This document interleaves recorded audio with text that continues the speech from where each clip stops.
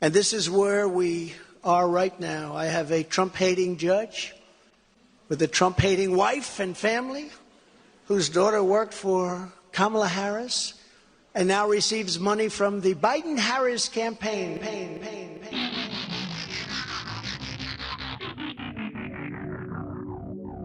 Hello and welcome to What the F*** Just Happened Today, your essential guide to the daily shock and awe in national politics.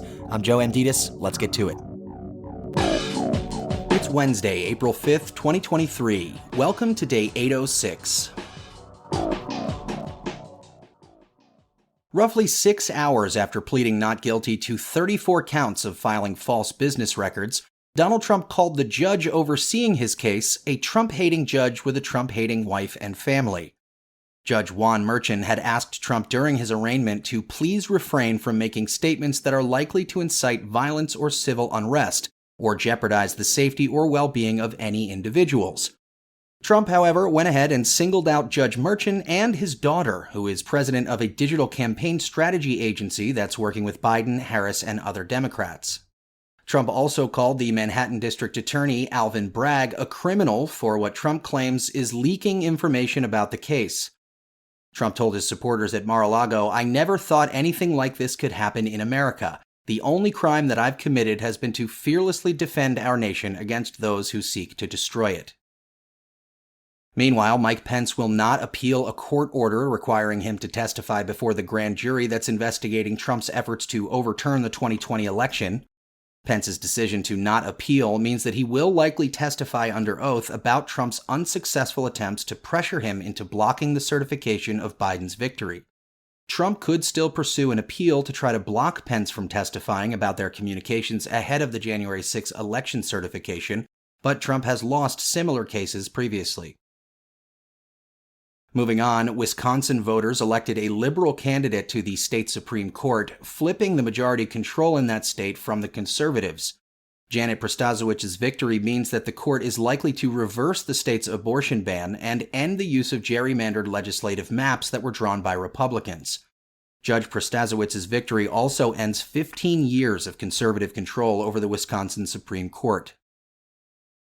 At the same time, a North Carolina Democratic state lawmaker switched party affiliations, giving Republicans a veto-proof supermajority in the state's legislature.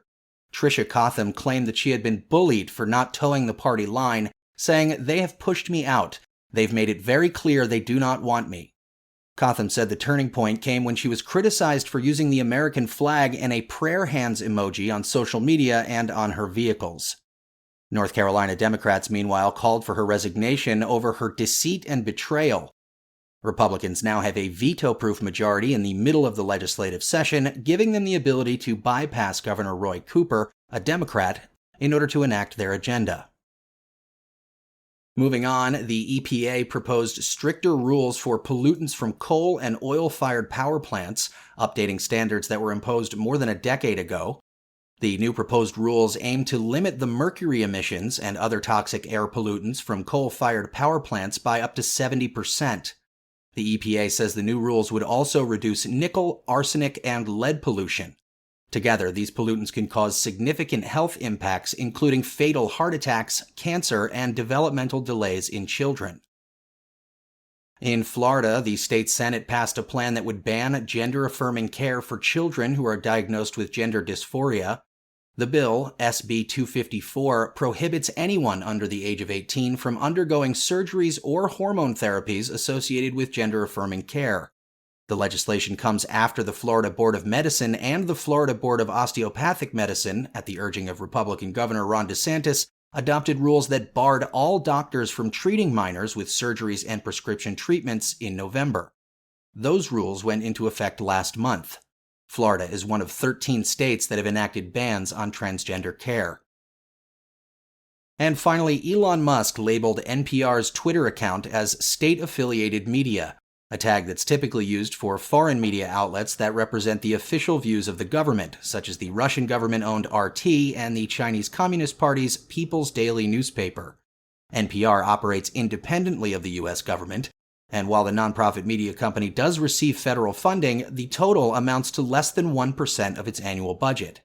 As a result of being put in the state-affiliated media category, Twitter will not recommend or amplify NPR's posts on the platform. According to Twitter's company policy, state-affiliated media are defined as outlets where the state exercises control over editorial content. Twitter's policy previously stated that the label did not apply to state-financed organizations with editorial independence, specifically citing NPR and the BBC as examples. In his role as Twitter's new owner, Elon Musk has banned journalists from his platform and revoked the New York Times' verification after the news organization declined to pay to use Twitter. Musk, meanwhile, weighed in on NPR's new label, responding to a post of Twitter's rules saying, "Seems accurate." That's all for now. You can find the links and sources for all of these stories on the main website. And as always, visit whatthefjusthappenedtoday.com for the latest news and headlines. Until next time, I'm Joe Amditis.